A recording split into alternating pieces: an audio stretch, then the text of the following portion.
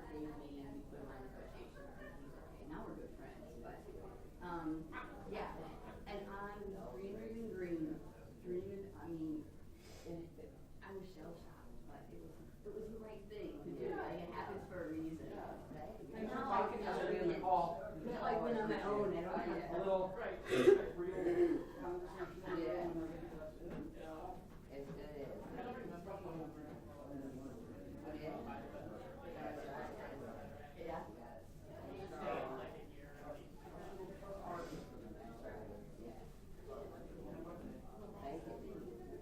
That's what I was worried about. Just try to stay out of the way. Now I'm in the walkway. No, you're not.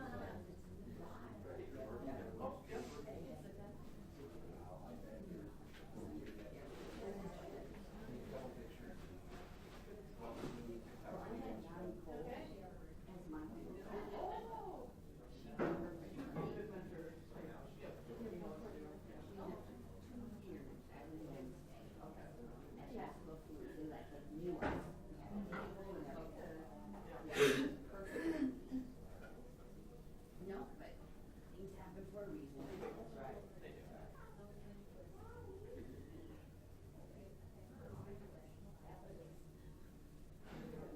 Not that you don't ever.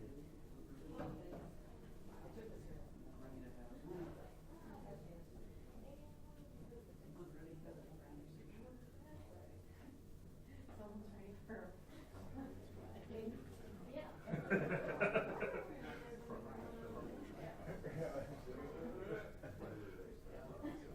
I have a conversation I don't worry about.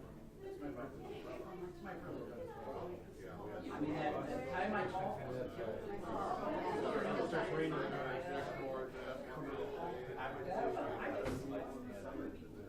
Next to it, lights stand to the trackside, and everywhere too.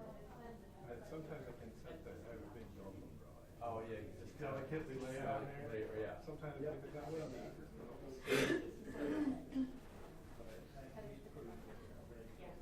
Uh-huh.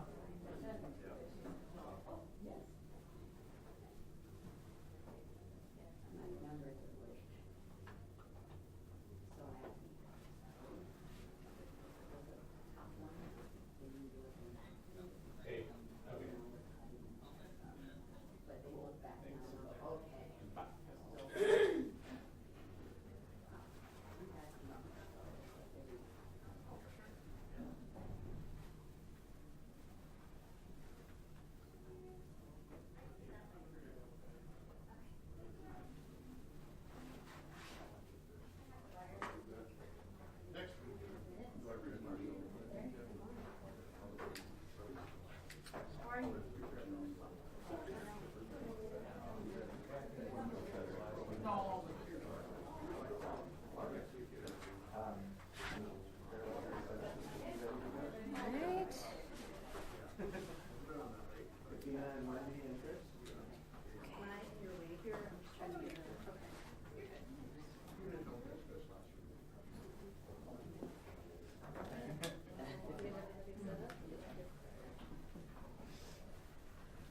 okay.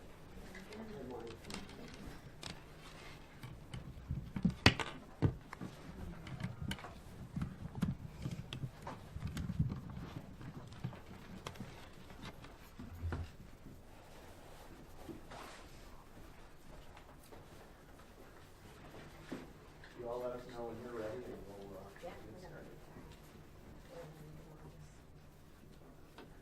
Yeah. Just make sure they get their stuff.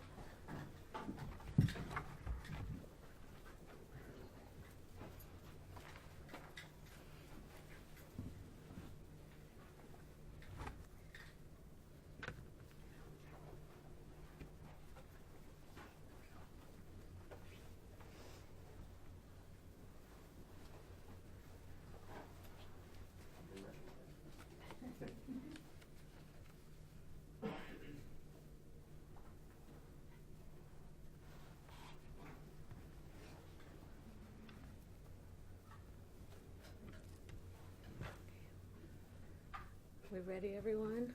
Okay. All right, wonderful. Well, welcome everyone, and thank you for being here. My name is Monica Byron, Monica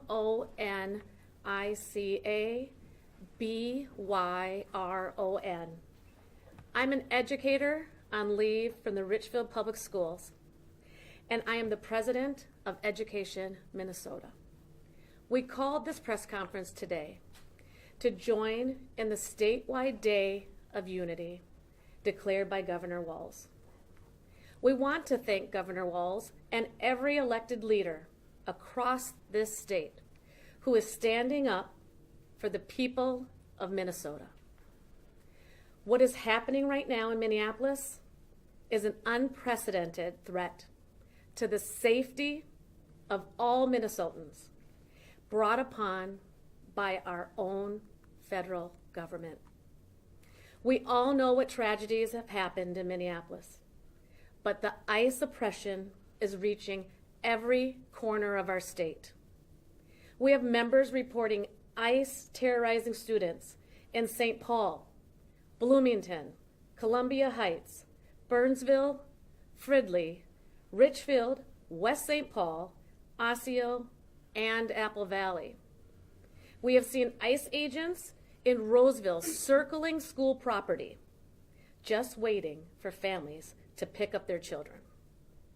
In Greater Minnesota, students in St. Cloud, St. James, and Rochester are afraid to go to school for fear of being harassed, assaulted, or worse by the very people our government was sent to protect us. We have seen our students assaulted and our colleagues wrongfully detained. Every moment ICE remains near our schools endangers children, educators, and families. Beyond the physical danger, ICE's actions directly undermine teaching and learning. Just in the last 2 days, an elementary school was placed on lockdown, and schools in Minnesota's largest city were forced to close. That's 2 days of learning our students will never get back. Parents should never have to choose between their children's safety and learning. Yet seats are empty in Minnesota's classrooms across the state right now as families are keeping their students at home. They are just trying to keep them safe. This disruption comes on top of the ongoing fear and emotional harm students experience when ICE operates in their communities. As Minnesotans and Americans, we agree that schools must be places of safety, learning, and belonging. This is not a partisan issue, it's a moral one. We demand that ICE operations be kept away from schools so students, educators, and staff can learn and work in safety and peace. Finally, as part of this Day of Unity declared by Governor Walz, we urge our members and the public to join us in acts of service and a moment of silence at 10 a.m. today to honor the life of Renee Nicole Good. Now, I'd like to introduce Katina Taylor. She's the president of the ESP chapter of the Minneapolis Federation of Educators. Thank you, Monica. Good morning, everyone. My name is Katina Taylor, C-A-T-I-N-A, last name Taylor, T-A-Y-L-O-R. I am an educator in Minneapolis Public Schools and the president of the Educational Support Professionals chapter of the Minneapolis Federation of Educators. Let me make one thing crystal clear before we go any further. We need ICE out of Minneapolis now. We need ICE out of Minnesota now. We need ICE away from our schools now. Since arriving, ICE has been a dangerous and out of control force, putting every Minnesotan in danger. A mother was murdered. An elementary school was forced to lock down. Grown men used pepper spray on terrified high school students. on school property. And that was just on Wednesday. This is the opposite of protecting our kids. This is the opposite of keeping the peace. Nothing about this is okay. Nothing. As educators, we give everything that we have to support and protect Minnesota's next generation. We need our federal government to do the same. Our schools should be a safe place for students and educators to learn and work. As long as ICE is in Minnesota, we won't be safe. Nope. On this day of mourning, our hearts go out to Renee Good and her family. To make sure no one else has to suffer this devastating loss, ICE needs to stay away from all of our schools starting today. Thank you so much. Thank you, Katina. Next, I'd like to introduce Chris Erickson, the president of the St. Cloud Education Association. Thank you, Monica. My name's Chris Erickson, ChrisErickson. And I'm a media specialist in St. Cloud, but currently serving as a full-time release president of the St. Cloud Education Association. I'm here today to talk to you about the toll the unlawful ICE activity is taking near our public schools and the anxiety and fear it has caused our students and educators. The anxiety when educators walk into their classroom each morning, unsure of whose desk will be empty that day.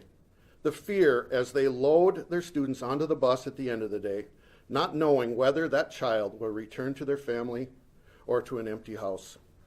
The worry for their own safety and their colleagues. This constant worry is actively harming our staff and our students. It has changed the shape of our workday as we've put new protocols in place to try and keep everyone safe. Next week, we're scheduled to have parent-teacher conferences. This is a vital time for us to discuss our students' academic progress with parents. But right now, we're looking at doing parent-teacher conferences differently because many parents do not feel safe coming to our schools because of the fear of being taken away from their schools, their homes, and their workplaces. I had a special education teacher who works with students with physical and cognitive disabilities, and she shared with me that one of her students stated in a message to her, "I'm afraid to go to school." This came from a student who's always excited to come to school and who needs to be at school. We have other educators who need to go to students' home to work with some of our most vulnerable students. And they are now reporting to me that some families are refusing to open the door, and others are unenrolling their children. Public education is a right, and every child in Minnesota deserves to attend a public school that is safe and welcoming. But that cannot happen as long as ICE remains in Minnesota. They need to leave our state, and they need to leave our schools now. They need to leave us alone. Thank you. Thank you, Chris. Next, I'd like to introduce Wendy Marchek. She is the president of the Bloomington Federation of Teachers. Wendy. Thank you, Monica. Wendy Marchek, WENDYMARCZAK. Good morning. I am a 20-year employee of Bloomington Public Schools, and I'm currently the president of the Bloomington Federation of Teachers. As educators, we're taught from day one that our first responsibility is student safety. Our job is to protect children and to create a warm, welcoming environment where our students can learn and thrive. That becomes impossible when ICE is stalking your schools. ICE agents deliberately wait outside the school building during drop-off and pickup times, trying to catch parents and take them away. The consequences of those actions are devastating. Everyone is scared and angry. Teachers feel helpless to protect their students. Students are not coming to school. Learning is being lost. Learning every child has a right to. Staff are afraid to come to work. Some educators are staying home because their own children are afraid to go to school. Families are turning to online schooling out of fear that their children may never see their parent again. Students are crying because they don't know if they'll ever see their friends again. The children are afraid, the adults are afraid, and we are trying to hide it. But teachers feel defeated. They miss their students, they worry constantly about families, and they ask themselves, how do you teach in an environment like this? We train for school shootings. We do not train for our own federal government to terrorize children. Ask yourself, would you want your child going through this? An entire student body is being traumatized by witnessing ICE activity around their schools. When ICE operates near schools, those schools feel under threat, and that is unacceptable. In Minnesota, we value education, yet right now, the federal government is scaring students, families, and school staff.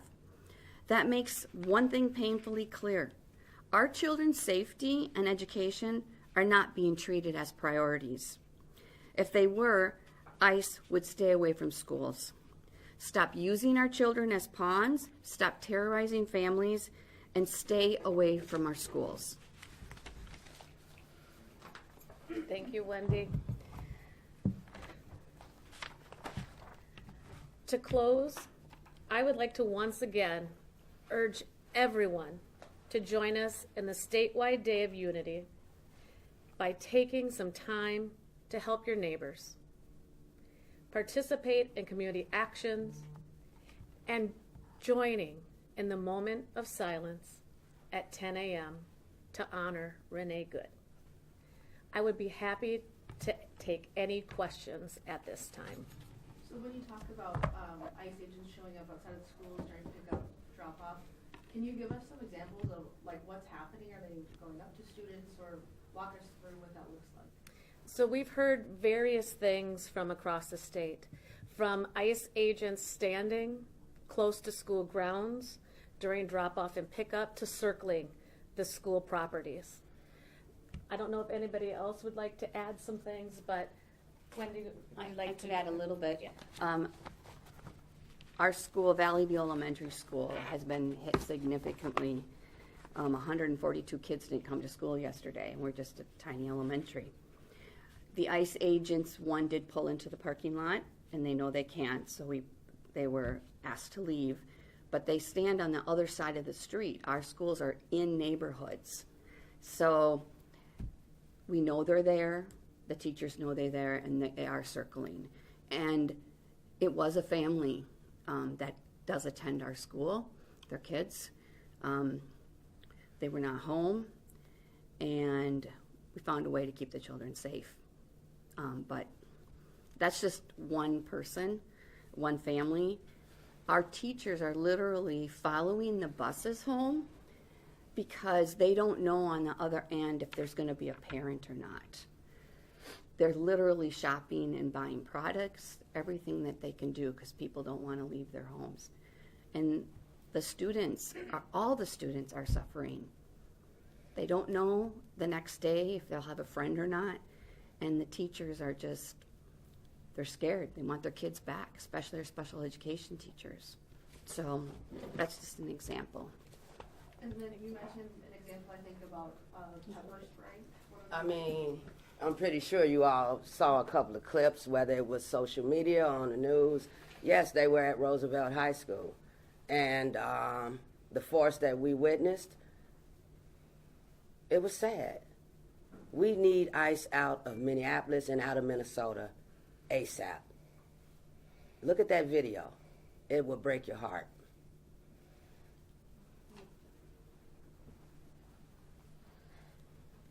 I have a question for the gentleman from St. Cloud. Your representative is Representative Tom Emmer. He has spoken out in support of ICE and these actions. Do you have any response to that? Tom Emmer, certainly has gone in line with our federal administration on many things that are wrong, in my opinion. And he's not representing our St. Cloud area very well and the needs of our students, our families there. He certainly is, been at a place that, I've tried to have conversations with them, and they are way different than what we believe that is best for our students. And,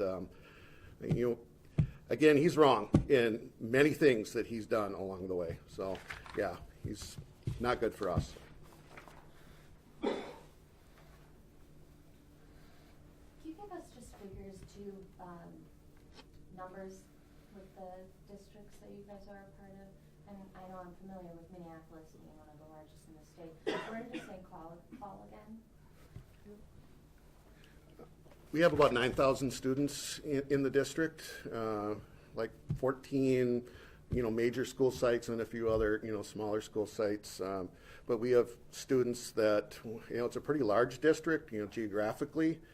So we do cover a lot of area. And we have students that come in from all over central Minnesota to attend our schools. We have a great school system and something we're very proud of. We like to keep it that way, but we've been growing too. Every year we get 200 to 300 more students. So. Bloomington Public Schools has about 9,600 students. We have 2 high schools, 3 middle schools, 10 elementary, an online school, and an early childhood center. We also have a community ed building where many of our families' parents attend. And that's anything else? They already know about Minneapolis. I'm like, yeah, we don't. That's all right. I think overall too, just, you mentioned the videos from Wednesday. And you've mentioned that you have seen clashes between ICE agents, educators, families before. What is the breaking point for you, and what made you want to hold this press conference today? Thank you for that question. Our educators cannot do the job that they were hired and trained to do because Minnesota's students are not in their classrooms. We wanted to make sure that everyone knew that our students, our staff, our educators are safe, have a place to go to learn. And that was the reason for joining in this Day of Unity, for having this press conference. We urge Minnesotans to stand behind our families and our communities. Our students deserve safe and welcoming schools. Do you know if any of the federal agents have taken any students or families since they really ramped up this week? So as far as specific students, some things we're hearing and we're trying to gather and disseminate the correct information. There's a lot of social media posts. There was a student yesterday that was detained at the Target after working at the Target in Richfield. I contacted, since that's my home district, I've tried to contact folks. I heard that he was a student of the Richfield Public Schools. I cannot confirm that because I have not had confirmation on that. That was just from social media posts. But we are hearing from families, from educators, that students are scared. They have had some confrontations, but to actually confirm and get all this information right now amidst all the chaos has been difficult because a lot of those families then want to protect their students and their children and make sure that that they're safe. What exactly would you do if ICE tried getting into one of your schools? You mentioned that they've been on school property, they've parked in the parking lots. What if we get to a point where they come knocking on the door? We have implored all of our unions across the state and the school districts to have protocols in place. We need to make sure that what ICE is doing in these federal actions are lawful. So there are sites that will make sure to have a protocol, like go to the district office, have staff come in to those sites if ICE does try to get through those doors. And again, there are things that we can do that are to protect our students, but we also understand that if ICE comes with a federal warrant, we will honor that as best we can and make sure our students and our families are safe. I can add one, St. Cloud. Yeah, thanks. In St. Cloud, our superintendent, Lori Putnam, has, given us some direction on what to do if we do have, federal agents, doing something at our doors. Have given us some clear instruction on that. We've had, some training on it. And, that's an unfortunate piece that we've had to train around that. It's time that we're taking away from, developing curriculum and, working with kids. So what we've done there is, we will direct those agents to go to the district office, and we make sure that all of our doors are secure as usual, but we just have to we're on alert when kids are outside for recess, if they're doing things, bus duty when we're outside, we're always looking, and that's just such an uneasiness to it that we're always have to have our ears turned around, wondering, who is that person over there that's around our schools. But we do have protocols in place, and we will legally comply. That's been the directive as well, that we will do that, to the best of our ability. Are there cohesive plans, like, between all the schools, or have you been forced to create a plan individually? Is that something you guys have all discussed together? I think the superintendents across the state have probably reached out to each other to, work on some common plans.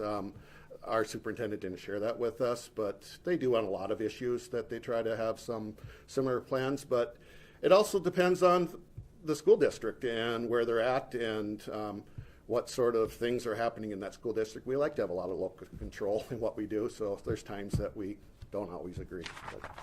This is my last question for you guys. We saw that Minneapolis Public Schools are allowing remote learning for families that want it. Are a lot of schools across the state considering that? Is that already in place?